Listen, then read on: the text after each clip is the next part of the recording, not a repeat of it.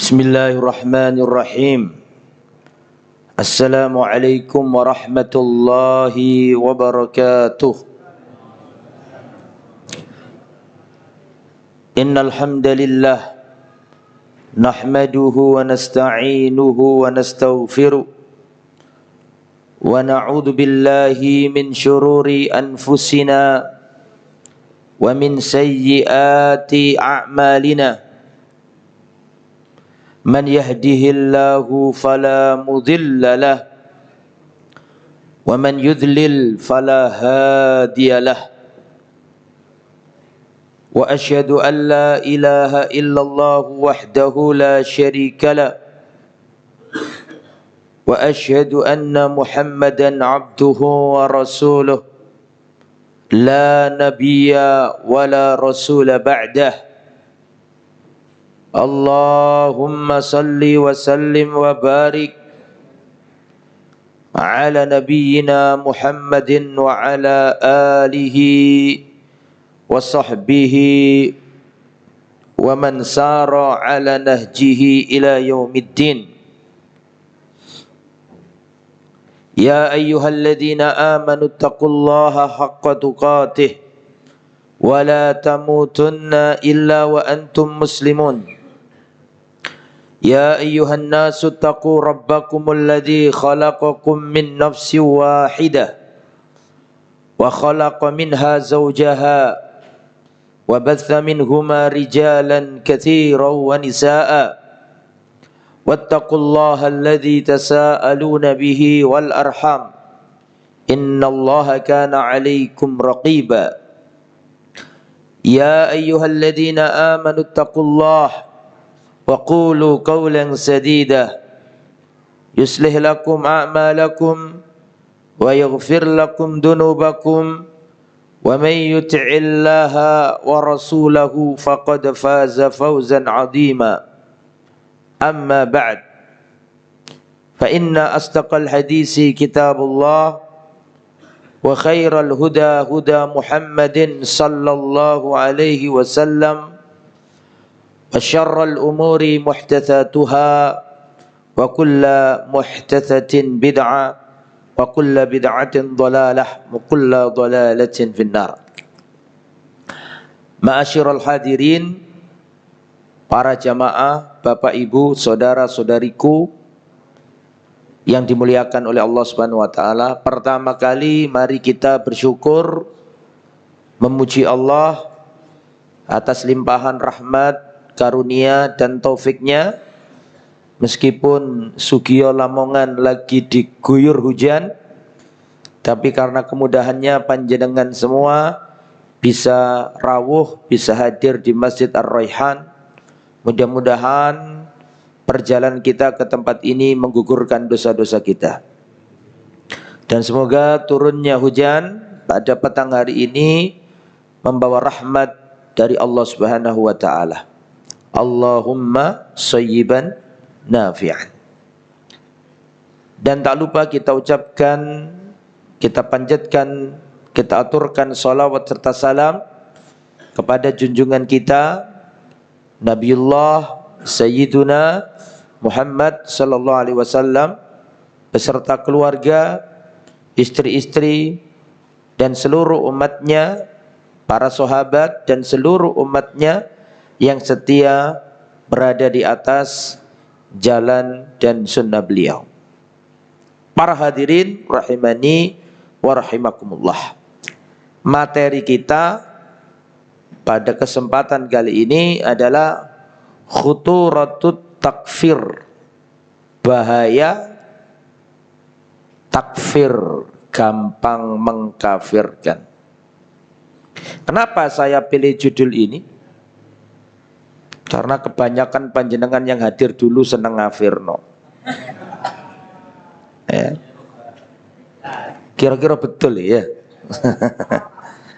Nah, maka kita harus kupas bahaya takfir. Pertama, para hadirin, apa sih artinya takfir itu? Karena kita sebelum menjelaskan suatu, mesti yang pertama yang harus kita pahami adalah definisinya.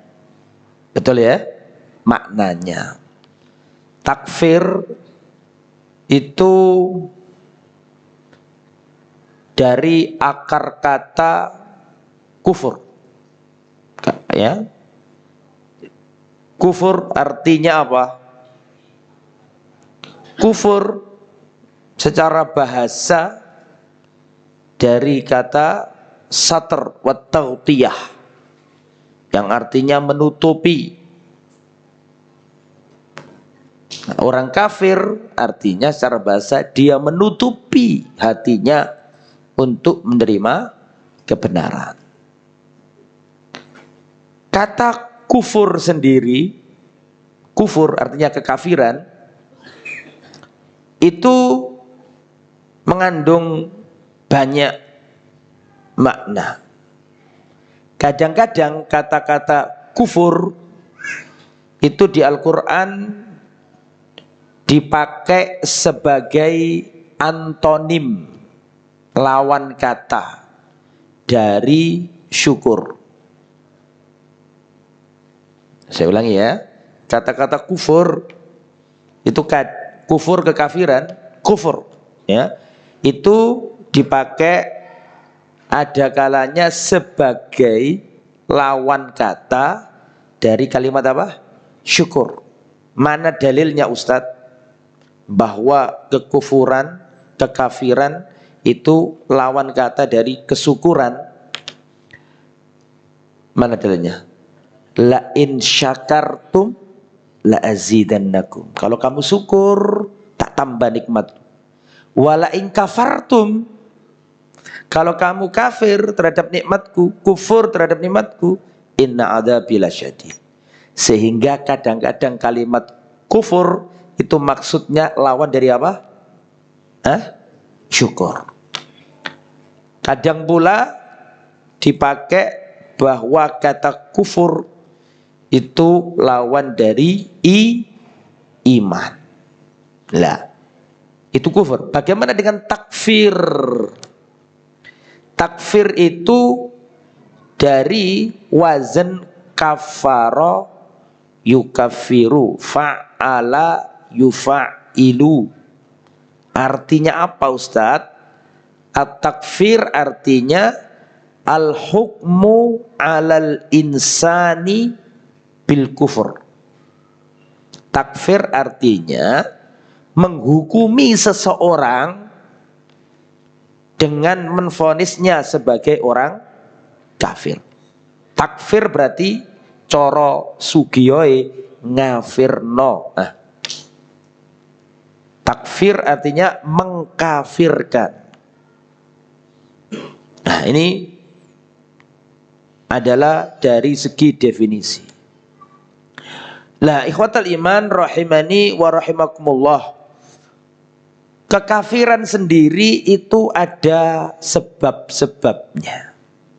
Sebelum kita berbicara nanti panjang lebar tentang bagaimana sih hukum mengkafirkan, bahayanya apa, dan bagaimana sebenarnya ya mengkafirkan yang boleh dan yang tidak boleh itu yang bagaimana, nanti kita jelaskan. Tapi sebelumnya kita ingin menjelaskan ke antum dulu sebab-sebab orang itu bisa kafir.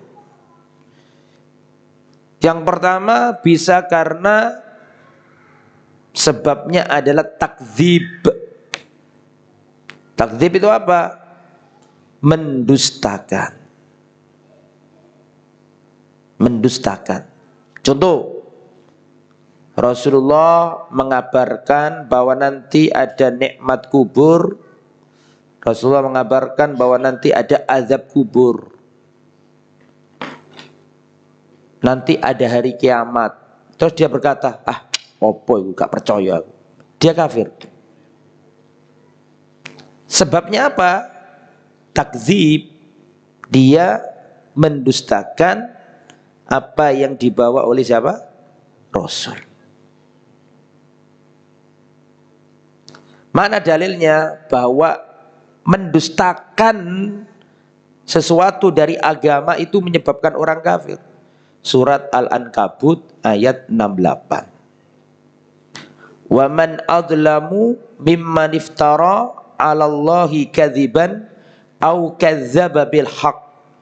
Dan siapakah yang lebih zalim daripada orang yang mengada-ngadakan kedustaan terhadap Allah, wa kadzdzaba bil haqq, dan dia mendustakan al-haq ketika datang.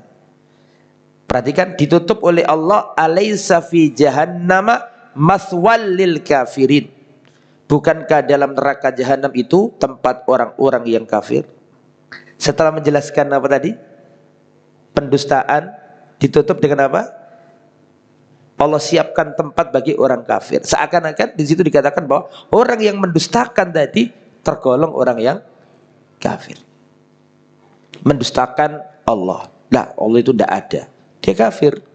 Sebabnya apa? Mendustakan. Yang kedua, apakah langsung boleh divonis kafir? Sabar, itu nanti ada penjelasannya. Ini cuma sebab-sebab. Apakah orang yang terjatuh pada sebab tadi langsung pasti dikafirkan? Belum tentu juga. Nanti kita jelaskan. Ini gambaran umum dulu. Bisa dipahami nggih? Yang nomor dua, sebab kekafiran bisa karena syak,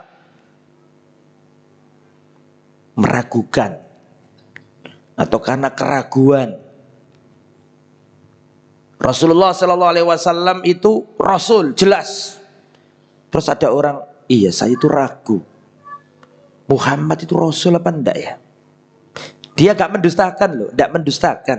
Cuma apa? Ragu. Lah, ragu ini bisa mengeluarkan orang dari Islam. Bisa dipahami? Saya ragu-ragu surga neraka itu ada apa enggak ya? Saya enggak mengingkari kok, cuma ragu-ragu. Nah, keraguan-raguanmu ini bisa menyebabkan dirimu keluar dari Islam. Itu yang nomor berapa? 2. Nomor 3, di antara sebab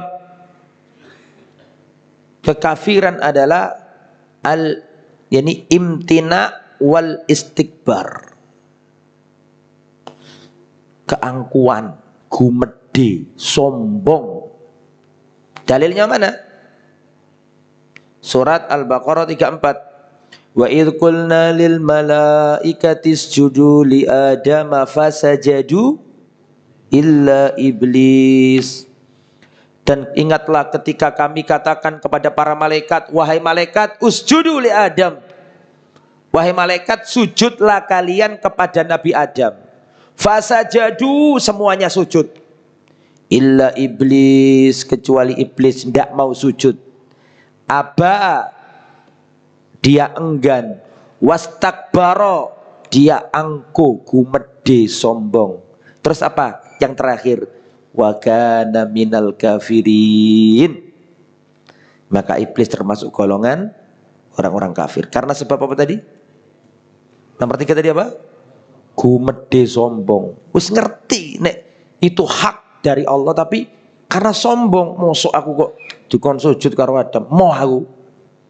Karena kesombongannya inilah menyebabkan dia dikeluarkan dari Islam. Kemudian yang nomor 4, orang bisa terjatuh pada kekafiran karena al-i'rad, karena sebab berpaling. Berpaling, gak mau. Seperti umatnya Nabi Nuh. Ketika didakwai Nabi Nuh, apa kata mereka? Fastaghshaw thiyabahum. Mereka menutupi wajah mereka dengan apa? Kain. Dan menutup telinga mereka dengan apa? Jari. Pokoknya gak gelem tahu, gak gelem aku, gak gelem meruh. Nah, ini juga bisa menyebabkan orang apa? Terjatuh pada kekafiran. Di antara dalilnya juga surat Al-Ahqaf ayat 3. Yang nomor 5, di antara sebab kekafiran juga adalah kemunafikan. Jadi dia itu menampakkan keislaman, tapi di dalam hatinya menyembunyikan apa? Kekafiran. Seperti contohnya Abdullah bin Ubay bin Salul. Di zamannya Nabi yang sering saya ceritakan itu. Orang-orang munafik di zamannya Nabi. Ya. Ketika perang Uhud kelihatannya belani Nabi. Ketika sudah ketemu musuh dia apa? Belok. Aslinya jumlahnya kaum muslimin 1000, jumlahnya orang kafir Quraisy 3000. Mau ketemu musuh orang munafik berkhianat berapa orang? 300. Kalau kaum muslimin menang mereka sedih. Kalau kaum muslimin kalah mereka senang, gembira. Artinya itu nggak ada Islam. Islam cuma casingnya tok. Nah, ini juga menyebabkan orang itu terjatuh pada apa? Kekafiran. Nah, kemudian ikhwatal imam rahimani wa rahimakumullah. Apa sih bahaya gampang ngafirno wong iku? Nah, ini penting untuk disampaikan. Dan nanti akan saya sampaikan kaidah-kaidah mengkafirkan. Wong sing carane ngafir-ngafirno nduk Sugiyo itu pakai kaidah enggak? Apa gara-gara gak ikut golongan itu terus dikafirno? Nah, itu nanti kita jelaskan. Apa bahaya takfir itu ya jamaah? Jangan dianggap enteng mengkafirkan itu. Karena ada implikasi yang sangat dahsyat mengkafirkan orang itu. Kita perhatikan ikhwatal iman rahimani wa rahimakumullah. Atau sebelum saya lanjut, kita harus tahu dulu sejarah pemikiran takfir. Sejarah pemikiran takfir ini dernya terjadi setelah perang Siffin.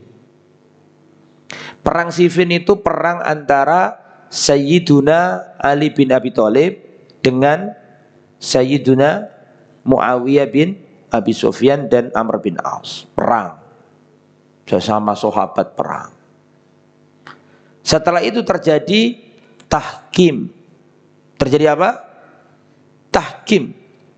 Terjadi damai atau arbitrasi. Damai sudah. Ali balik ke Kufah, Muawiyah balik ke Syam.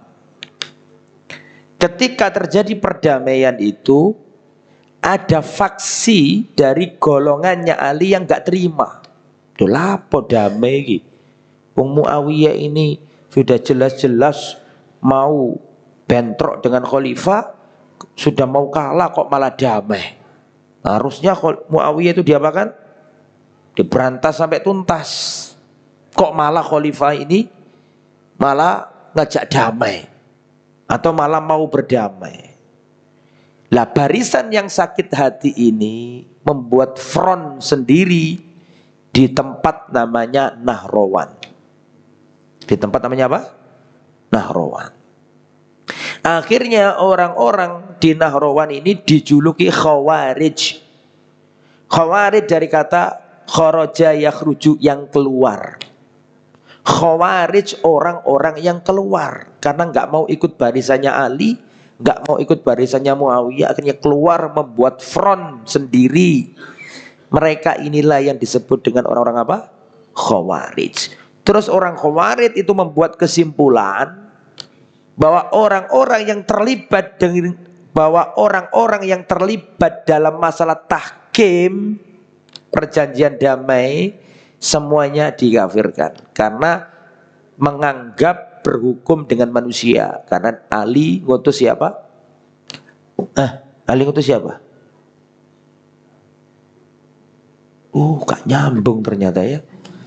Abu Musa al-As'ari. Sedangkan Muawiyah ngutus Amr bin As. Kata orang Khawarij, inil hukmu illa lillah. Hukum itu milik Allah. Ngapain kok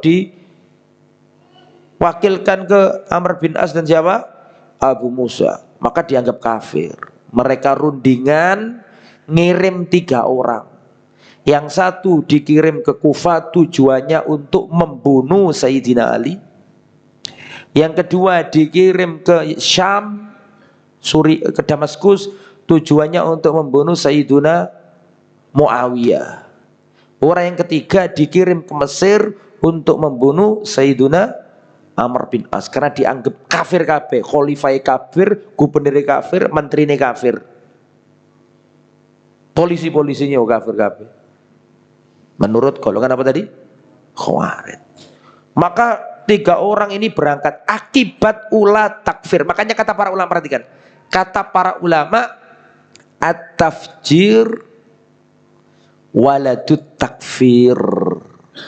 Pengeboman, pembunuhan itu adalah anak kandungnya pengkafiran.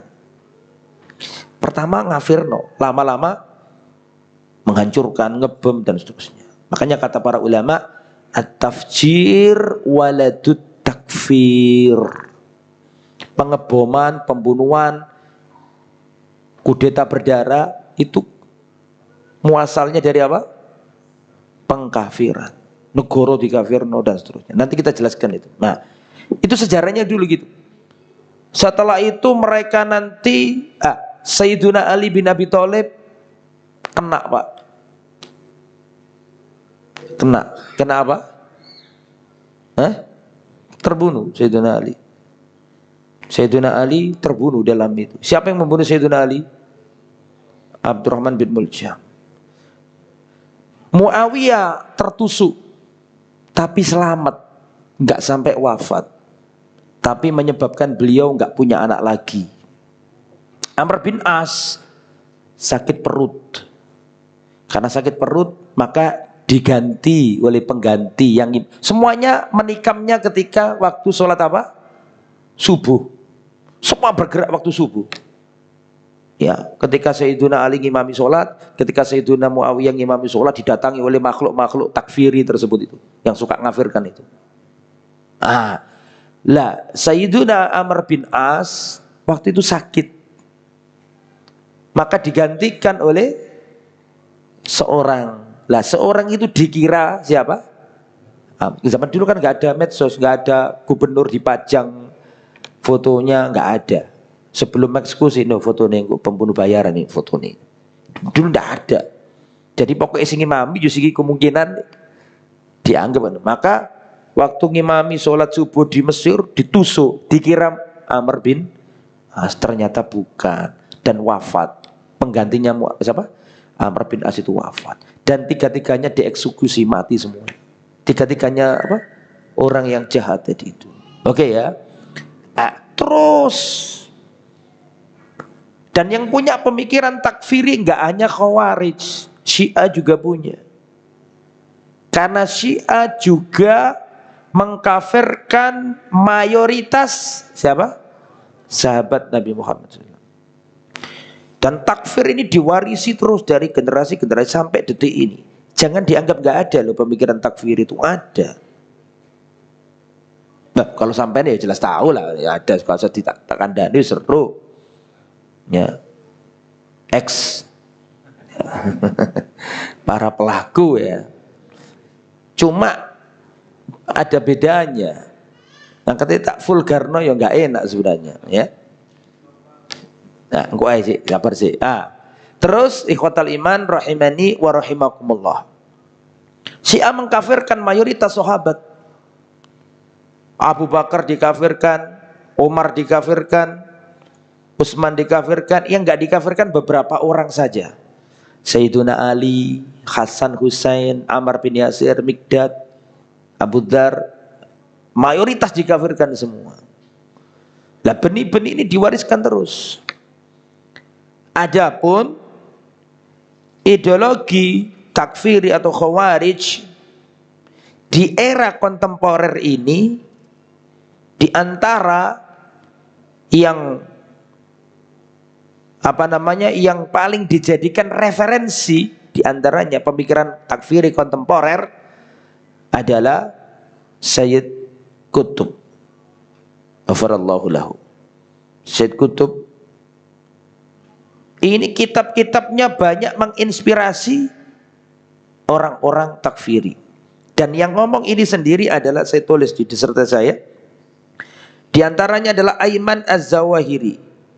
Dia ini adalah salah satu pentolannya Al-Qaeda. Dia berkata, Inna Sayyid Qutb huwalladhi wadu'a dustur takfiriyin. Sesungguhnya Sayyid Qutb adalah peletak pondasi undang-undang takfir bagi kaum yang suka mengkafirkan. Fi kitabihi ad-dinamit, yaitu dalam kitabnya yang seperti dinamit bom, yaitu kitab Ma'alim Alat Thoriq, ya, diterangkan di sini, ya, wa anna fikra sayyid huwa wahdahu masdar. Sesungguhnya pemikiran Sayyid Qutb itu adalah sumber pemikiran takfiri di era apa? Kontemporer ini. Maka mengilhami Al-Qaeda, mengilhami gerakan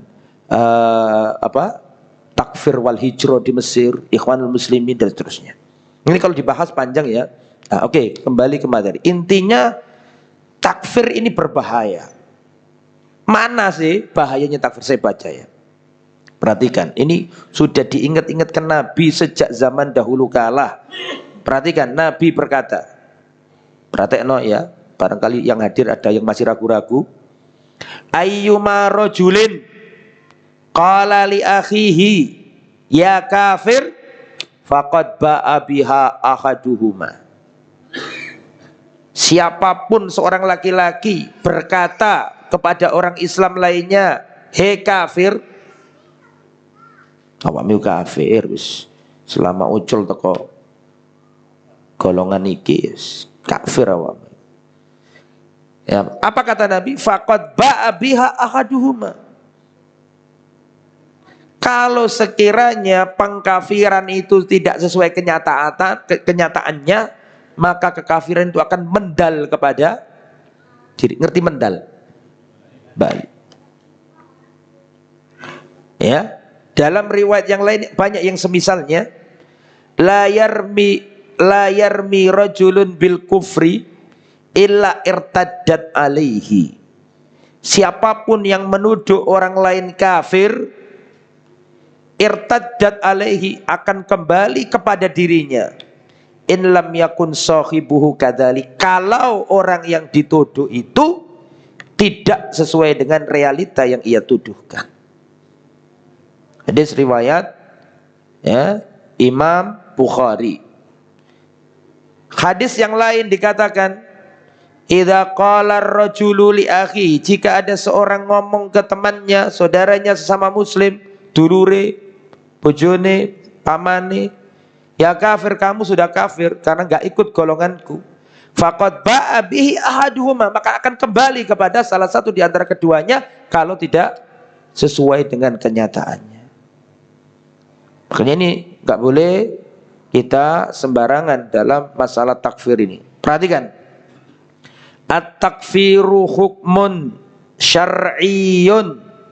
Takfir itu hukum syar'i. Yarji'u ila ibahatil mal.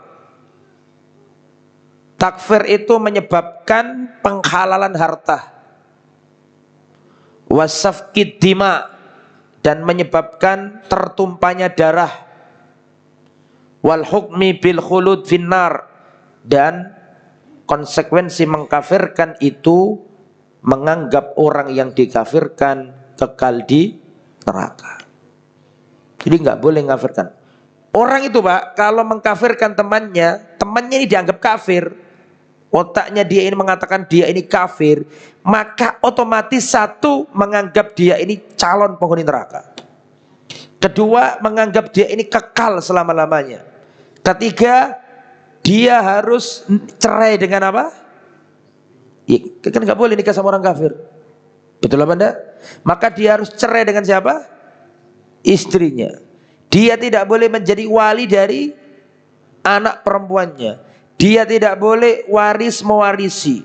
Kalau dia mati tidak boleh dikubur di kuburan kaum muslimin. Dia tidak boleh disolati. Dia tidak boleh didoakan dan tidak boleh dikubur di kuburan kaum muslimin. Dan itu mengandung konsekuensi yang sangat banyak. Makanya nggak boleh ngafirno wong. Laisa li ahadin an yukaffir ahadan minal muslimin. Tidak boleh seseorang mengkafirkan orang lain dari kalangan kaum muslimin. Wa in akhta, meskipun orang itu ada kesalahan. Hatta tuqam alaihil hujjah, sampai ditegakkan hujjah kepadanya.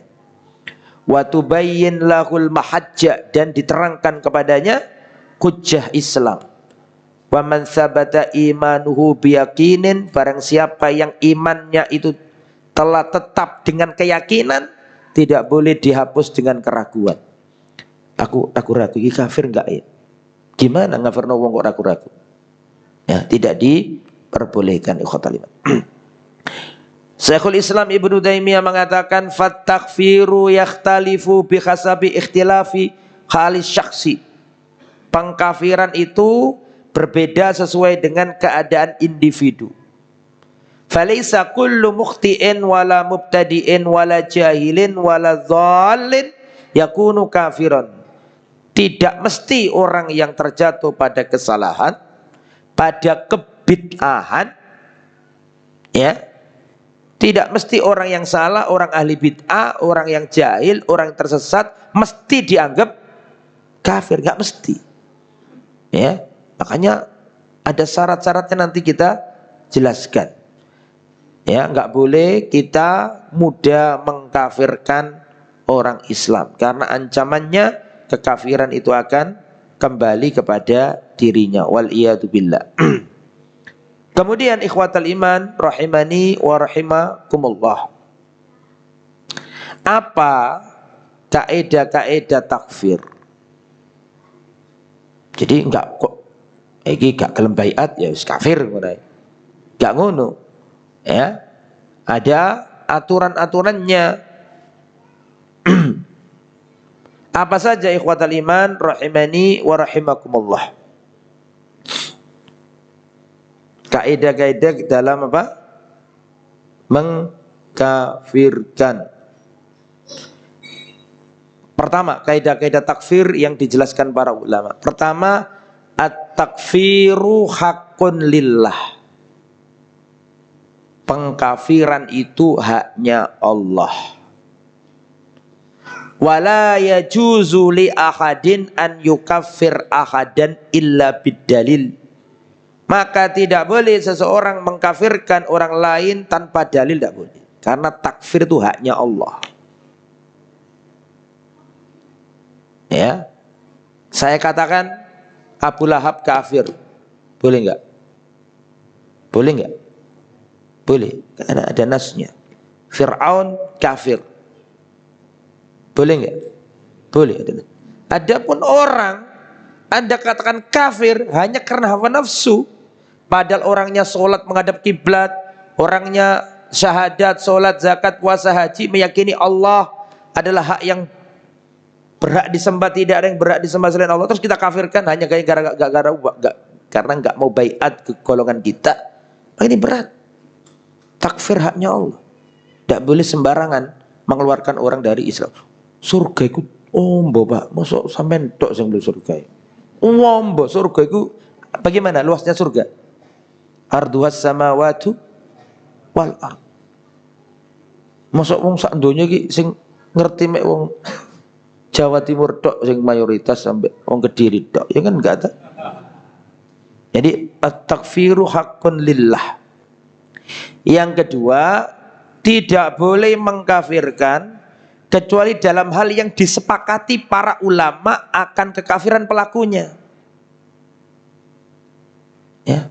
Tidak boleh mengkafirkan seseorang kecuali dalam hal yang disepakati oleh para ulama akan kekafiran pelakunya. Ya. Jadi nggak sembarangan, ada syarat-syaratnya. Kemudian kaidah yang nomor 3, pada dasarnya setiap orang muslim tetap dalam keislamannya. Tidak boleh dikeluarkan dari wilayah Islam kecuali dengan bukti-bukti dan dalil-dalil yang kuat dan jelas. Misalnya tidak pernah sholat belas. Misalnya dia nyembah Nyi Loro Kidul. Misalnya dia apalagi itu pun gak langsung divonis. Terus sampean kira langsung divonis, belum tentu juga. Tergantung. Nanti saya jelaskan ada syarat-syaratnya. Ada penghalang-penghalangnya, terpenuhi enggak syaratnya? Ada penghalang apa enggak? Sebentar lagi saya sampaikan itu. Terus yang nomor 4, laisa kullu man waqa'a 'alal kufri waqa'al kufru 'alaihi. Tidak semua orang yang terjatuh pada amalan kekafiran lantas orangnya langsung dikafirkan.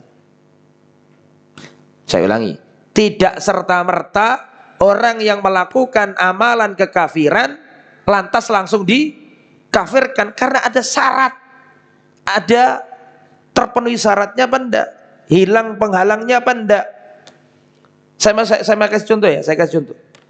Ketika perang Hunain, para sahabat itu melihat, jadi perang Hunain itu perang yang pertama kali terjadi setelah Fathu Makkah, sehingga yang ikut perang Hunain itu masih banyak yang orang-orang baru-baru masuk Islam, para mu'alaf yang baru-baru masuk Islam, ikut perang Hunain. Di tengah jalan, kaum muslimin yang baru-baru masuk Islam ini melihat orang kafir Quraisy, atau bukan orang kafir, orang-orang kafir memiliki apa? Pohon Dzatu Anwat. Pohon Dzatu Anwat digunakan untuk menggantungkan apa? Pedang-pedang mereka supaya sakti, supaya barokah, keramat. Lah orang-orang Islam yang baru-baru masuk Islam ini melihat, maka orang-orang yang baru masuk Islam itu berkata ke Nabi, ya Rasulullah, ij'al lana dzati anwatin kama lahum dzatu anwat. Ya Rasulullah, tolong buatkan untuk kami pohon keramat dzatu anwat untuk nyentelkan pedang-pedang kami sebagaimana mereka juga mencantelkan pedang-pedang mereka. Ini kekufuran apa enggak? Kekafiran enggak ini? Kafiran ini. Tapi apakah Nabi mengatakan, wes kalian batal kabeh Islami kalian, syahadat meneh. Kan Nabi gak ngomong ngono. Bisa dipahami? Nabi mengatakan kalian mengikuti langkah Bani Israel. Dulu Bani Israel yang ngono. Perhatikan. Nah, Bani Israel ketika selamat dari kejaran siapa? Fir'aun, nyebrang laut merah. Nabi Musa dan pengikutnya sudah mentas di daratan, sedangkan pengikutnya Fir'aun masih di Laut Merah balik, jebret, tenggelam semuanya, termasuk Fir'aun.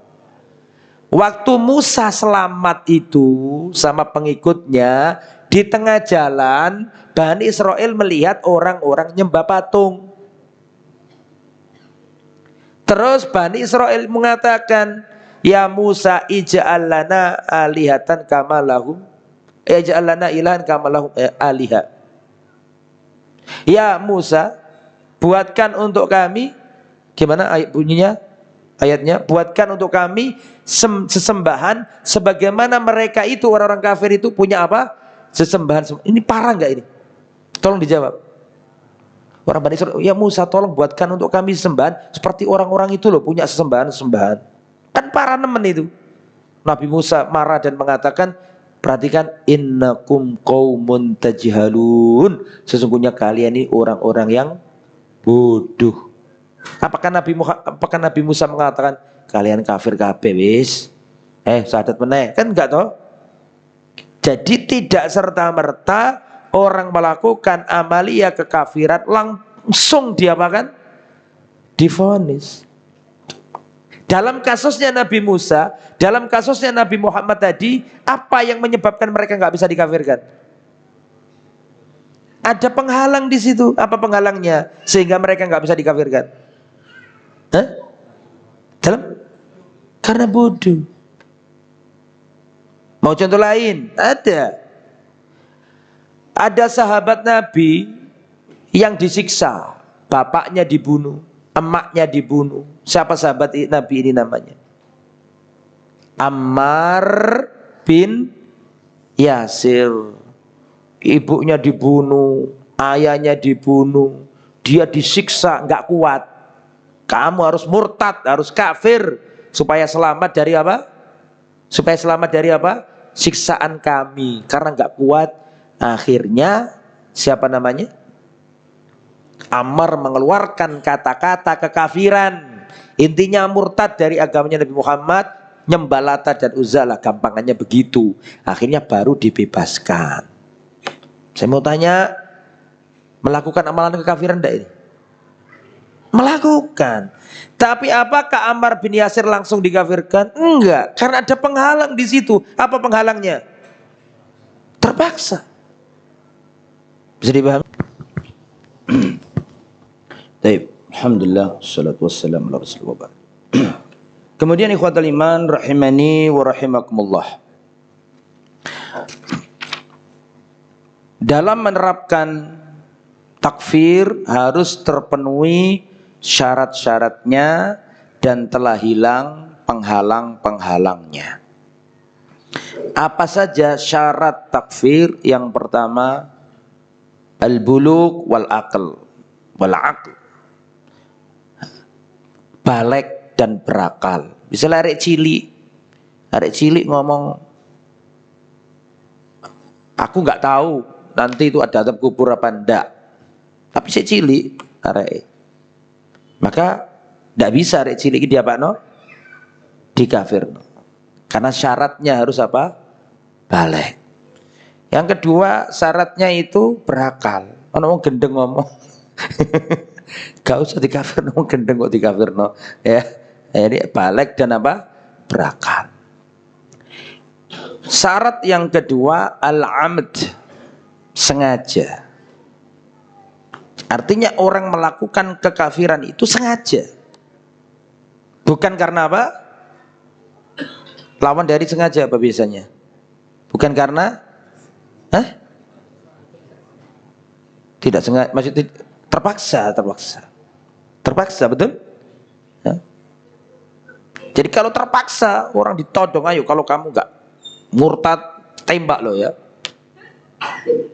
Akhirnya dia terpaksa, tapi hatinya tetap beriman. Mana dalilnya? Tahu sendiri kan? Dalil termasuk kisahnya siapa tadi? Ammar bin Yasir. Tepatnya surat An-Nahl ayat 106. Man kafara billahi min ba'di imanihi illa man ukriha wa qalbuhu mutmain bil iman. Kecuali orang yang dipaksa sedangkan hatinya tetap beriman. Nah, maka ini diampuni, dimaafkan Allah Subhanahu wa taala. Kemudian selanjutnya di antara syaratnya adalah sampai hujjah kepadanya. Telah sampai apa? Hujjah kepadanya. Bisa jadi orang itu karena belum ngerti hujjahnya, maka nggak boleh langsung diapakan? Dikafirkan. Kemudian nomor berikutnya, melakukan itu bukan karena takwil. Adapun orang melakukannya karena takwil, karena dia itu memahami ayat, memahami hadis Nabi, terus salah memaknainya sehingga dia itu menyebabkan berpendapat sesuatu, maka ini nggak bisa dikafirkan. Ya, karena ada ini kita nggak bahas asma wa sifat loh ya, beda takwil dengan asma wa sifat, beda lagi, kita nggak bahas itu. Tapi dia melakukan itu karena ada hal yang dianggap benar gitu loh, berdasarkan dengan ayat ini atau hadis ini, terus dia salah memahaminya, maka ini nggak bisa dikafirkan. Kemudian terlepas dari itu semua, siapa yang berhak mengkafirkan? Kan gitu. Para ulama menjelaskan bahwa amrut takfir amrun khatir. Pembahasan masalah takfir itu pembahasan yang sangat berbahaya. Maka harus ulama yang rasikh ilmunya. Ulama yang rasikh ilmunya, seorang mufti yang kuat ilmunya, atau seorang qadhi, hakim di mahkamah syar'i, misal jika ada mahkamah syar'i. Cuma ada bedanya antara fatwa ulama dengan keputusan hakim. Misalnya di Saudi, kalau di Indonesia kan nggak ada. Di Indonesia mah bebas, kamu mau murtad, gak murtad, mau pindah agama bebas. Kalau di Indonesia ya kita nggak bahas. Tapi kalau di negara tertentu yang menerapkan syarat Islam, ada mahkamahnya. Karena itu berkaitan sama hukum-hukum. Kalau dianggap murtad kan nanti larinya ke pernikahan, betul? Larinya ke warisan, larinya ke apa lagi? Macam-macam. Nah, berhubung Indonesia kan nggak menganut hukum itu untuk sementara waktu ini, jadi Mungkin nggak sampai ke sana ya. Jadi intinya yang mengkafirkan itu adalah orang yang rasikh ilmunya setelah Iqamatul Hujjah dijelaskan dan seterusnya seperti yang kita sampaikan di awal. Adapun langsung main tuding-tuding kamu kafir ini tidak diperbolehkan. Atau seorang qadhi, hakim agama. Cuma ada bedanya fatwa ulama dengan keputusan hakim. Kalau fatwa ulama itu tidak mengikat. Tidak mengikat fatwa ulama itu. Tapi kalau keputusan hakim itu baru apa? Mengikat dan berkonsekuensi hukum. Begitu nggih. Wallahu a'lam bissawab. Ada pertanyaan silakan sambil nunggu iqamah. Monggo.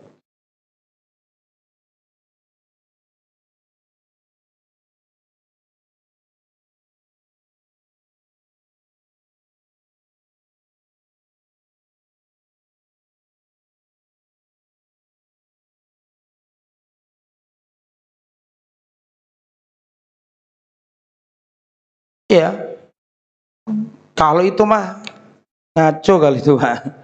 Jadi kalau jelas-jelas itu kekafiran yang nyata terus kita nggak mau, itu bisa berakibat fatal. Misalnya mengatakan, mohon maaf, orang yang nyembah patung itu agama yang nyembah patung itu, oh itu nggak kafir itu bahaya.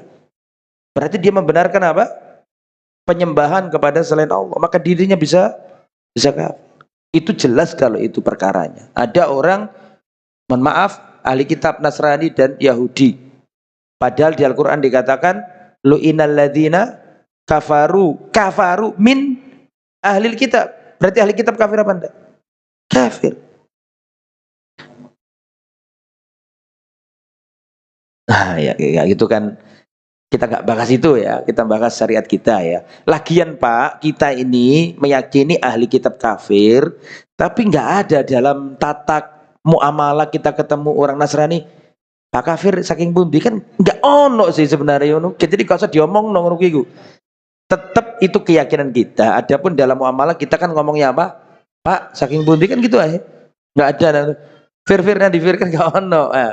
Ya, jadi itu dalam bahasa kita, orang-orang yang tidak percaya Allah atau tidak beragama Islam dihukumi apa? Kafir. Tapi kalau sudah ketemu orangnya nggak mungkin juga kita ngomong. So, itu keyakinan kita dan ruang lingkup keluarga kita. Tapi kalau bab muamalah ya beda lagi. Gitu nggih. Wallahu a'lam bishawab. Adapun orang yang statusnya muslim terus ada melakukan perbuatan A, B, C yang dianggap itu amalan kekafiran, itu nggak boleh sembarangan langsung diapakan? Keluarkan dari apa? Islam. Beda dengan pertanyaan panjenengan yang memang aslinya bukan orang Islam. Seperti apa? Orang mohon maaf agama lain. Maka menurut keyakinan Islam yang benar, orang yang beragama dengan agama lain itu dihukumi kafir menurut agama kita. Tapi kafir itu ada 4, Pak. Ini saya jelaskan ya. Kafir itu ada 4. Orang kafir ada berapa? 4. Yang pertama adalah kafir mu'ahad. Kafir mu'ahad itu orang kafir yang dalam perjanjian dengan kaum muslimin. Ini nggak boleh dibunuh. Bahkan Nabi mengancam orang yang membunuh kafir mu'ahad. Ya, man yaktul mu'ahad, dan barang siapa membunuh kafir mu'ahad, lam yarih raihatal jannah, dia tidak bisa menghirup aromanya surga. Padahal dia orang kafir. Kafir mu'ahad adalah orang kafir yang ada perjanjian dengan kaum muslimin, damai, duta besar misalnya atau apa, nggak boleh dibunuh. Atau yang ada perjanjian dengan kaum muslimin, damai, nggak boleh dibunuh. Itu namanya kafir apa? Mu'ahad. Yang nomor 2 kafir dhimmi. Kafir dhimmi adalah kafir yang ada dalam wilayah negara Islam, dia dilindungi menjadi warga negara, nggak boleh dibunuh. Dia bayar jizyah karena mereka nggak bayar zakat. Umat Islam yang bayar zakat, mereka bayar apa? Jizyah, dan itu akan dikembalikan untuk kemaslahatan mereka. Itu kafir apa namanya? Dhimmi. Ada kafir musta'man. Orang kafir yang minta suaka keamanan terus di ACC oleh negeri Islam, maka nggak boleh dibunuh. Contoh dulu Rasulullah itu punya mantu namanya Abul As, istrinya Zainab. Waktu perang Badr, Zainab kan hijrahnya telat karena suaminya nggak masuk Islam. Waktu perang Badr, suaminya Zainab, namanya siapa tadi? Abul As tertawan, tertangkap. Dan kebetulan Abul As ini masih misananya Zainab. Karena emaknya Zainab adalah Khadijah. Betul? Tolong jawab. Betul. Khadijah punya saudari. Namanya Halah. Khadijah binti Khuwailid. Halah binti Khuwailid. Sakmisanan nikah. Jelas sampai sini? Zainab nikah sama siapa tadi? Abul As. Abul As anaknya Hala binti Khuwailid, sedangkan Zainab anaknya Khadijah binti Khuwailid. Nikah, sakmisanan nikah ini.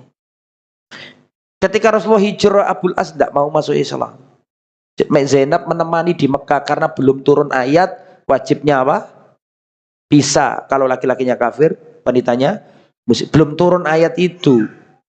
Maka Zainab masih di sana sama suaminya, nggak ikut hijrah. Nanti ada hubungannya sama Musta'man. Sebentar dulu ya. Kemudian siapa tadi namanya? Abil As perang apa? Badr tertawan, ketangkep. Sedangkan pada waktu itu pendapat yang dipilih Nabi adalah orang yang tertawan-tawan ini boleh ditebus. Kan gitu. Gak dibunuh tapi ditebus. Dan Zainab ini cinta sama suaminya. Ditebus sama Zainab pakai perhiasan. Ternyata itu perhiasan. Perhiasannya siapa? Khadijah. Dikasih emaknya dulu. Sehingga perhiasan itu dikumpulkan oleh tentara-tentara Islam untuk membebaskan siapa tadi? Karena sudah ditebus kan dibebaskan. Ternyata perhiasan itu dilihat oleh Rasulullah. Rasulullah ingat loh, ini kan perhiasannya siapa? Khadijah istriku.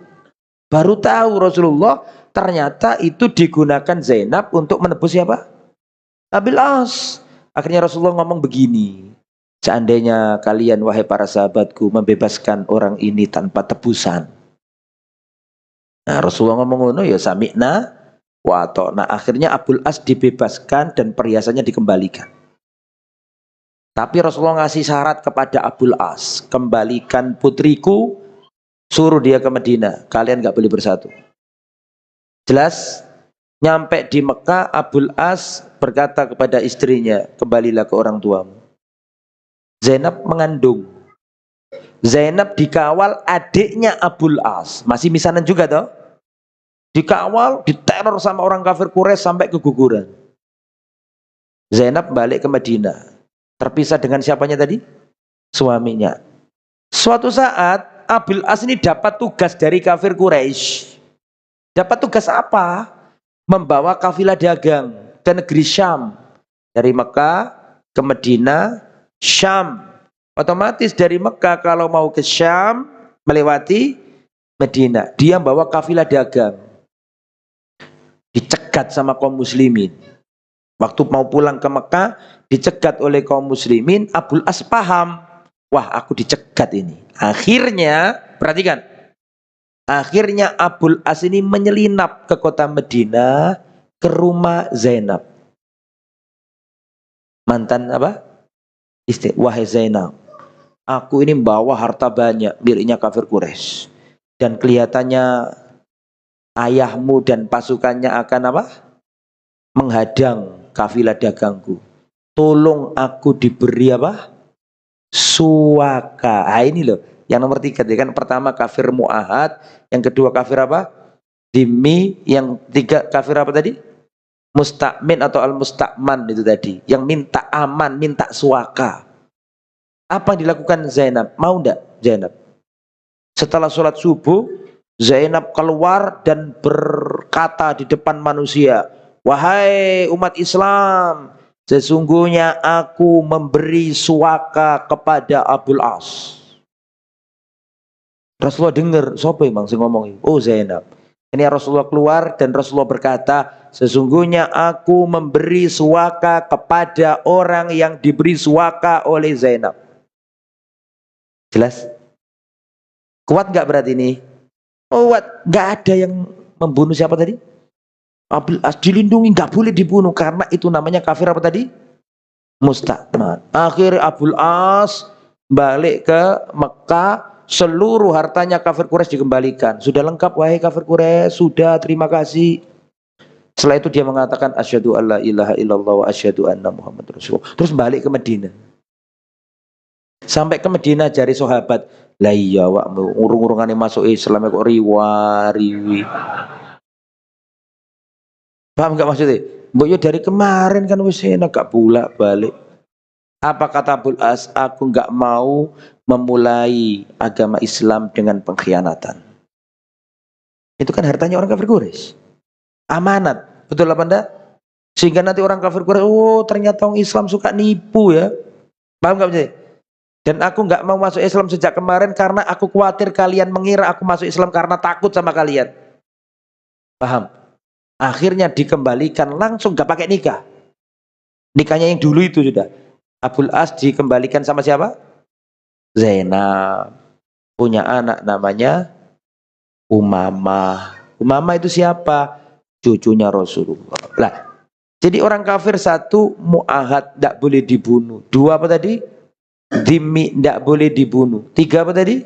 Musta'man, tidak boleh dibunuh. Yang nomor empat, kafir kafir harbi. Kafir yang memerangi.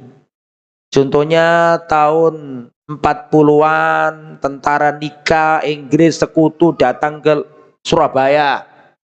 Memerangi kita enggak itu mereka? Wah, kita angkat senjata mata ini wong kafir-kafir itu. Itu harbi namanya. Ada pun wong kafir tonggo gak salah gak opor dipateni enggak boleh, Pak. Ya. Kafir sendiri dalam Islam ada berapa tadi? 4. Yang boleh diperangi cuma yang satu, yang berapa? Yang terakhir itu pun karena kita sebagai reaksi, bukan aksi. Bisa dipahami? Karena mereka yang menyerang kita. Gitu nggih? Wallahu a'lam bishawab. Ada pertanyaan lagi silakan. Ya, monggo.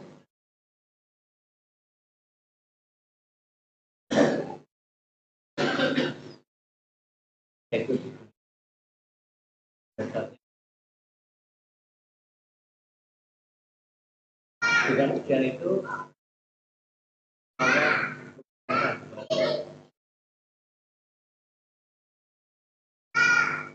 saya bicara rata-rata mereka membatasi bahkan melarang untuk tambah ilmu kita. Maka di situ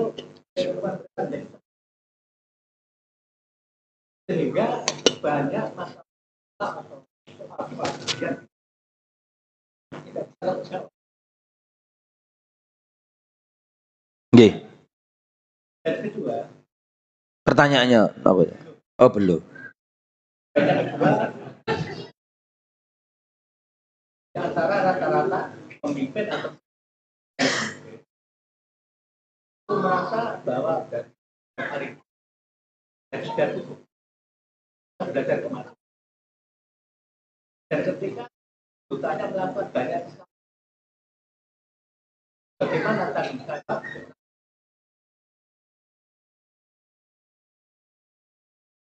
Iya. Ya, intinya itu tadi ya. Pertanyaannya apa, Pak? bahwasanya Yeah. ilmu untuk Menjawab melalui ujian itu. batasi dia sempit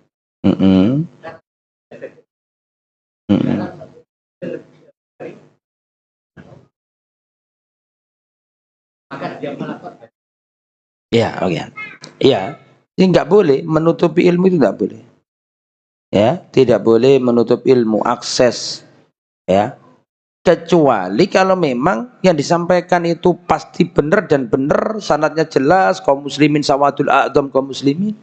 Adapun dia eksklusif, tidak ngerti dunia luar, kata dalam tempurung, tidak baca kitab-kitabnya para ulama. Nah, ini berbahaya. Itu orang yang menjadi penanggung jawabnya itu berat sekali hisabnya. Karena banyak ilmu-ilmu Islam yang tidak tersampaikan kepada umatnya karena dia menganggap bahwa selain yang mangkul itu tadi nggak bisa begitu. Nah, itu berbahaya sekali. Ya, membatasi keilmuan, kurang merujuk ke ulama-ulama tafsir, kurang merujuk ke sarah-sarah hadis, bagaimana memahami hadisnya Nabi, bagaimana meletakkan lafaz-lafaz yang mutlak, lafaz yang muqayyad, lafaz yang umum, lafaz yang khusus, itu kan butuh ilmu, butuh cara untuk menjelaskannya. Kalau nggak dituntun ulama nggak bisa. Ya, jadi itu berbahaya sekali, harus mau membuka diri ke yang baik, bukan membuka diri yang tidak baik, ya. Begitu. Ini ada pertanyaan ini. Ustaz, sebagian golongan ada yang mengkafirkan pemimpin dan pemerintah negeri ini karena dianggap tidak menegakkan hukum Allah di negara ini. Bagaimana pendapat Ustaz? Rukun Islam ada berapa sih? Ada 5. Syahadat, sholat, zakat, puasa, haji. 5-5-nya itu tegak di Indonesia tanpa ada intimidasi, bahkan diatur oleh negara kita tercinta. Betul? Orang syahadat di KTP-nya loh ditulisi Islam. Betul? Betul apa enggak? Ada dibuatkan kantor urusan apa? Agama. Dibuatkan madrasah, ada yang negeri, kalaupun swasta dipermudah. Enggak ada intervensi. Disilakan. Selama prosedurnya boleh diizinkan. Enggak ada orang syahadat dilarang di negeri ini. Satu nih. Asyhadu alla ilaha illallah wa asyhadu anna Muhammadar Rasulullah. Yang kedua, sholat. Enggak ada di negeri ini pemerintah ngelarang orang sholat. Ada tak? Enggak ada. Tidak ada. Sampai jujur, sampai ini lihat Indonesia ini bersyukur sampai. Di sebagian negara itu ada orang kalau ke masjid itu menyerahkan KTP, Pak. Ada orang lulusan Medina itu loh, yang pinter-pinter, insya Allah di Indonesia bebas nyebarkan syiar dakwah. Di negara lain nggak bisa ngapa-ngapain. Diam tok, nggak boleh ngajar, nggak boleh apa. Di sebagian negara-negara Asia Tengah yang masih ada yang berpaham komunis, masih ada, nggak boleh ngapa-ngapain. Ya, alhamdulillah Indonesia mau nggak ada orang, ada tadi Indonesia orang sholat dihalang-halangi. Saya mau tanya, nggak ada Pak. Masjid di mana-mana, bahkan kadang ada masjid nggak pakai izin apa, bebas semua di negeri ini. Apa? Selain zakat, selain sholat. Sholat azannya sampai suaranya double suaranya, nggak ada yang Indonesia di negara lain diatur, ini nggak pakai Indonesia sekarang PDW sudah, terus nggak dihalangi belas, los. Apalagi setelah sholat apa? Syahadat, sholat, terus ada di sini zakat dihalang-halangi, nggak boleh zakat, malah dibuatkan badan amil zakat nasional, terlepas dari kekurangan dan kelebihan, tapi negara sudah memfasilitasi itu.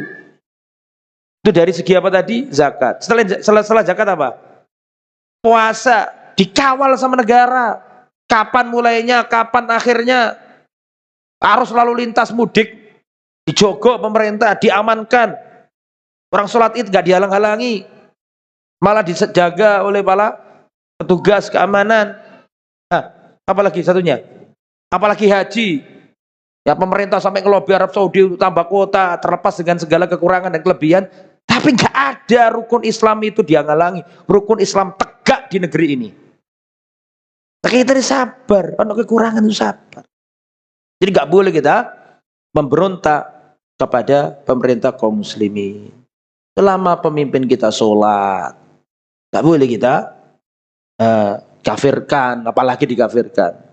Nggak boleh kita berontak, ya, nggak boleh. Ahlus sunnah wal jamaah mengajarkan, ya, alaikum bitaqwallah wasam'i wat ta'ah wa in ta'ammaru alaikum abdun habasyiyun.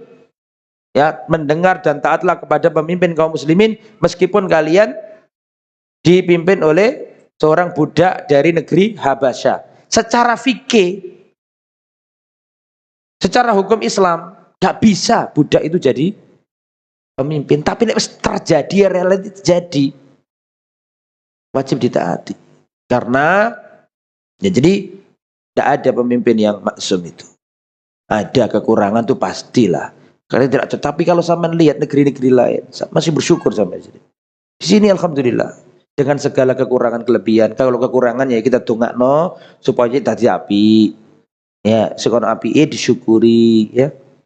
Begitu ya supaya negara. Makanya kan perhatikan saya, nikmat aman dan nikmat makanan itu luar biasa. Makanya ada ayatnya, alladzi at'amahum min ju'i wa amanahum min khauf. Allah yang memberi kalian apa? Makan, memberi makan sehingga gak kelaparan, dan Allah memberi kalian rasa apa? Aman. Di Indonesia ini ada nikmat aman, ada nikmat makanan. Coba sama lihat di negara-negara konflik itu. Sekarang Ukraina, betul? Teman-teman karo siapa? Rusia. Suriah dulu gemerlap, Pak. Sekarang orang cari makan nggak ada manfaatnya kekayaan, hartamu. Punya emas untuk apa? Negaranya hancur kayak gitu. Yang dulu kaya raya, sekarang cari makan itu ke tong-tong sampai loh. Berantakan hancur. Makanya kalau punya negara aman tuh, kita bersyukur dengan segala kekurangan dan kelebihannya. Wallahu a'lam bishawab. Ada pertanyaan lagi? Silakan. Waalaikumsalam warahmatullahi wabarakatuh.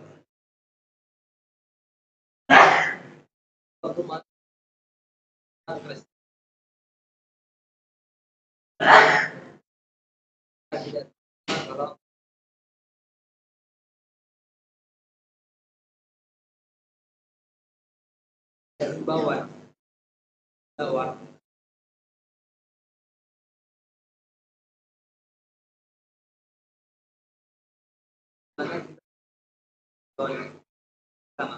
Oke, saya jawab dulu ya. Kita gak apa-apa kok dibilang oleh sama orang Nasrani domba-domba tersesat. Gak apa-apa, menurut mereka kan gak apa-apa, bebas saja. Justru itu gak ada nilai kebinekaan. Kalau kita mau jujur ya, bineka itu adalah membiarkan orang sesuai dengan keyakinannya. Keyakinan umat Islam, orang di luar golongannya adalah kafir. Itu istilah dalam agama kita. Lah orang Nasrani juga saya yakin 100% punya istilah seperti itu juga untuk orang di luar apa? Agama. Silakan. Justru pelarangan itu adalah anti kebinekaan. Kadang-kadang rancu gitu. Ya. Jadi yang nggak boleh itu sampean dalam bermuamalah ngomong karo tonggo sampean yang apa?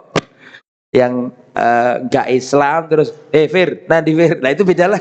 Ini kan kita sedang menjelaskan di lingkungan apa? Kita. Intinya terangkan sesuai dengan akidah kita. Jangan provokatif. Karena tadi kan sudah saya jelaskan ya. La yanhakumullahu 'anil ladzina lam yuqatilukum fiddin. Kalian itu tidak dilarang berbuat baik kepada orang kafir selama dia tidak memusuhi kita. Kita punya tetangga Nasrani, dia sakit, kita jenguk, dapat pahala nggak kita? Pahala.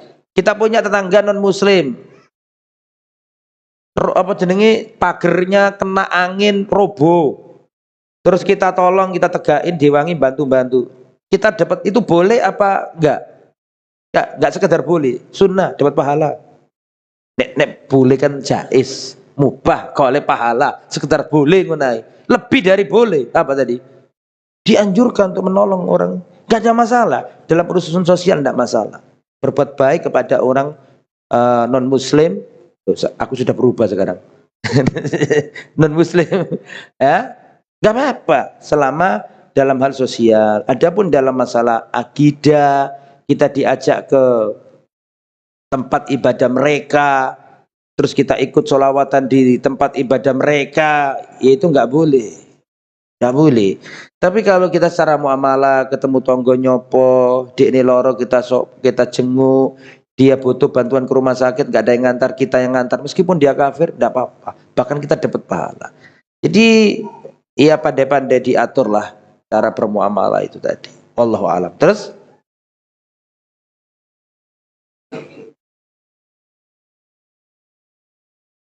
ya jalan tengah ya apa ya istilahnya, boleh kalau kita di intern kita sampaikan, karena itu nggak mungkin kita menghilangkan istilah apa kafir, nggak mungkin. Wong Al-Quran aja ya ayyuhal kafirun la a'budu ma ya'budu ya. Cuman itu tadi, jangan provokatif, jangan nyuruh orang apa melukai orang lain, jangan ngajak untuk melukai atau menjalankan tindakan kriminal. Ada menjelaskan sekedar itu sesuai dengan teks agama kita, tidak ada masalah. Ya, Allahu a'lam bishawab. Wallah.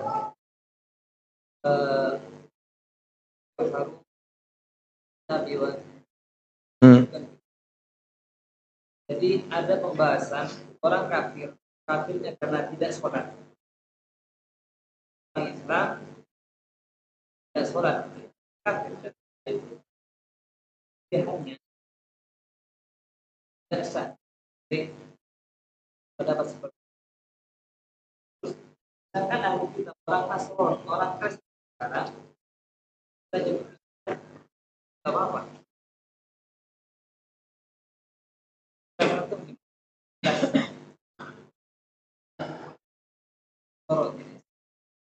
Iya. Orang Nasrani dalam pendapat yang roji, sembelihannya tidak haram. Ya. Wa ta'amul ladzina utul kitaba hillul lakum, dan makanannya ahli kitab itu halal bagi kalian. Ya, makanannya ahli kitab itu halal bagi, ada teks agamanya itu. Adapun orang ninggalkan sholat, sudah sering saya sampaikan di sini, orang ninggalkan sholat itu ada dua kategori. Masih ingat? Masih ingat nggak? Kategori yang pertama, orang meninggalkan sholat karena mengingkari kewajiban sholat. Maka ini sepakat para ulama, orang yang mengingkari kewajiban sholat maka dia apa? Kafir murtad. Tidak mau sholat plus ngingkari sholat. Ya, ini sembelihannya nggak boleh dimakan. Kalau dia mengingkari itu, sepakat para ulama. Tidak boleh dikubur di kuburan kaum muslimin kalau mati. Tidak boleh disolati, tidak boleh diwarisi hartanya. Kalau dia mengingkari kewajiban apa? Sholat. Adapun orang yang meninggalkan sholat, tapi bukan mengingkari. Akan tetapi karena apa? Malas.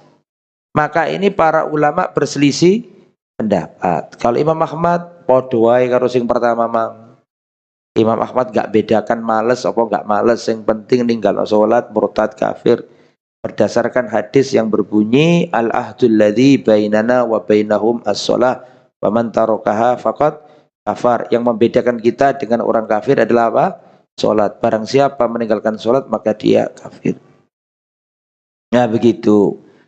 Saya paham, mungkin kelihatannya kontradiksi begitu ya. Kelihatan kok sing iku oleh kok malah sing iku oleh ya. Tapi begitulah para ulama menjelaskan. Para ulama menjelaskan kalau ada orang gak sholat belas, gak pernah sholat belas, apa sama gak sholat? Sholat gak wajib, sing penting eling karo Allah. Gak usah pakai sholat bareng ini. Ini bahaya nih. Jangan makan sembeliannya. Jangan kawinkan dengan anakmu. Ya. Wallahu a'lam bishawab. Memang gitu penjelasan para ulama. Orang yang nggak pernah sholat sama sekali, apalagi mengingkari, jangan dinikahkan dengan anakmu. Kalau sudah menikah dengan anakmu, suruh anakmu cerai. Loh serius sih, kau nggak gorowan nih, serius sih. Sampai duwe mantu gak pernah sholat beluas suruh nasihati. Nek sholat alhamdulillah, nek gak sholat wajib sampean sebagai orang tua menyuruh putri sampean untuk apa? Cerai, karena nggak sholat. Dosanya meninggalkan sholat lebih besar daripada apa? Berzina. Dosa meninggalkan sholat lebih besar daripada dosa berjudi. Dosa tidak sholat lebih besar daripada minum minuman keras. Ini banyak yang nggak dipahami sama orang-orang. Wallahu a'lam bishawab.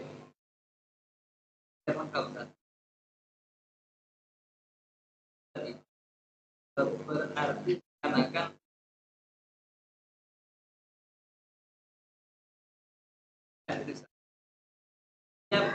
bulan bukan hari Natal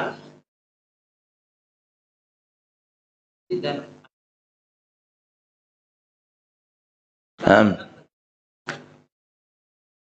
dijelaskan oleh para ulama, pemberian orang kafir itu pada dasarnya boleh. Pada dasarnya ya. Pada dasarnya pemberian orang kafir itu boleh dan itu dalilnya banyak. Rasulullah pernah menerima hadiah dari Raja Mukaukis. Apa namanya? Keledai, betul? Rasulullah pernah mendapatkan hadiah dari raja-raja dunia waktu disuratin Nabi itu loh ya. Kan Rasulullah dikirimi hadiah, diterima oleh Nabi. Dan Nabi pernah, perhatikan. Nabi pernah diberi hadiah wanita Yahudi. Hadiahnya apa coba? Apa? Kaki. Kok kaki Ustaz? Iya kaki. Kaki kambing. Masa gak pernah dengar sampean? Yang Rasulullah diracun itu loh Pak. Pernah dengar enggak? Wah, dowo ini dijelaskan kok gak ngerti. Rasulullah pernah diberi, orang Yahudi ini tanya, kesukaannya Muhammad itu bagian anggota kambing yang mana? Rasulullah senang apa? Kaki, bagian depan itu, betul? Dalam? Iya sampil ya, bu apalah jenis sing depan itu. Karena itu kesukaannya Nabi, dikasih itu, dimakan sama Nabi. Sebelum dimakan dapat wahyu, kalau itu apa? Beracun. Ada sahabat yang sudah terlanjur nelen. Nah sahabat ini kan bukan Nabi, nggak dapat wahyu. Mati di wafat sahabat ini. Rasulullah selamat. Berarti Nabi makan nggak itu? Berarti halal nggak maksud saya? Halal nggak? Nabi makan berarti halal. Ada urusan diracun apa nggak diracun itu urusan lain. Tapi kan Nabi menerima. Sehingga para ulama menjelaskan pada dasarnya pemberiannya orang non muslim, orang kafir itu boleh diterima. Itu pada dasarnya. Bagaimana kalau makanan atau hadiah itu, atau makanan ya lebih spesifik lagi, itu pas kebetulan perayaan hari raya mereka. Kan gitu masalahnya tadi. Kalau memang makanan itu bagian dari upacara mereka, misalnya orang Hindu punya upacara tertentu, nyembelih dan seterusnya, terus sampai yang dikasih, jelas nggak boleh. Ataupun orang Nasrani nyembelih tapi diperuntukkan untuk kegiatan apa? Keagamaan mereka yang jelas itu ada kesyirikan di dalamnya, misalnya menjadikan Nabi Isa sebagai anak Tuhan misalnya, bagian rangkaian dari proses apa? Upacara, maka ini jangan. Tapi kalau itu nggak ada rangkaian dari upacara dan itu orangnya Nasrani, ya silakan. Tapi kalau orang, mohon maaf, yang non ahli kitab, upacara nggak upacara selama sembelian tidak diperbolehkan. Apa bingung sampean? Gini ya, saya ulangi ya, orang kafir itu ada dua Pak. Ada orang kafir ahli kitab, ada orang kafir apa? Non ahli kitab. Sampai sini paham? Ada kafir ahli kitab, ada kafir non ahli kitab. Kalau kafirnya itu ahli kitab, maka sembeliannya halal apa enggak? Halal. Tapi kalau kafir yang non ahli kitab, maka sembeliannya haram. Seperti kebanyakan orang Thailand, kebanyakan orang Cina, kebanyakan orang Vietnam, kebanyakan mereka bukan ahli kitab. India misalnya itu nggak boleh kita makan, kecuali yang jelas-jelas ada sertifikatnya halal dan seterusnya, itu beda lagi ya. Tapi keumumannya begitu. Nah, tapi meskipun Nasrani sekalipun, tapi penyembeliannya itu untuk perayaan keagamaan yang jelas-jelas itu diperuntukkan untuk selain Allah, demi Nabi Isa, demi Yesus, nggak boleh kita makan. Karena itu diperuntukkan untuk penyembahan. Meskipun itu yang nyembelih mereka. Jadi kalau itu bukan untuk zat upacara itu sendiri, maka tidak apa-apa. Dikasih gelas-gelasan, dikasih kue, tidak apa-apa diterima. Itu ada pendapatnya para ulama. Ya wallahu a'lam. Wallahu a'lam bishawab. Sudah, ada pertanyaan lagi? Terakhir Pak ya. Ya saya sampaikan sering ngomong. Yang sering kami jumpai dalam dan kami pernah beritahu oleh pedande. Pendeta apa pedande? Pendeta itu Nasrani. Kalau Hindu itu bukan pendeta. Tapi apa? Pedande. menyampaikan bahwasanya dari adanya. Jadi ketika ada usaha Islam membuat serikat muda masuk. Dan yang sering saya jumpai cara-cara tertentu. Apakah yang makan juga adanya ulama? Ya, tumpeng itu tidak diragukan lagi bahwa itu ada unsur-unsur budaya atau tradisi agama lain. Tapi apakah orang yang makan tumpeng yang sekedar nggak tahu sejarahnya ya cuma makan tumpeng, apakah otomatis ikut syahadat agama lain? Ya, tidak juga lah. Ya, iya itu tasabuh, iya. Itu gak bener, iya. Tapi gara-gara makan terus murtad ya enggak. Jadi kita juga jangan sekaku itu. Ya bener gak boleh, ya jangan niru mereka. Tapi yang saya kritik kita tadi itu bukan serta-merta orang makan terus jadi apa? Ikut agama itu enggak. Iya, itu gak bener, betul. Itu ada nilai-nilai yang ada maksudnya, Mbak. Termasuk janur melengkung itu semua itu ada maksudnya. Jangan dikira nggak ada. Aslinya ada, tapi wong saiki kan nggak ngerti toh. Wis pokoknya adat ngono wae kan, tradisi ngono wae. Sehingga kalau sekedar meyakini adat, ya nggak sampai ke mana? Ke masuk agama yang lain enggak. Cuman tetap disampaikan bahwa ini tradisi mereka, bahwa ini ada maksudnya itu ada, simbol-simbol itu ada. Cuma kita nggak paham aja. Aslinya itu ada, karpe itu ada. Kenapa kok tumpeng mengini? Ono karpe asli ini. Nah, cuma kita kan nggak paham. Ya, tapi kalau ada orang makan bukan karena keyakinannya sekedar makan gitu aja, maka ya nggak sampai dalam posisi murtad dah. Ya, wallahu a'lam. Semoga bermanfaat. Mohon maaf atas segala kekurangan dan kekhilafan. Mugi-mugi panjenengan istiqomah semuanya. Subhanakallahumma wa bihamdika asyhadu an la ilaha illa anta astaghfiruka wa atubu ilaik. Wassalamualaikum warahmatullahi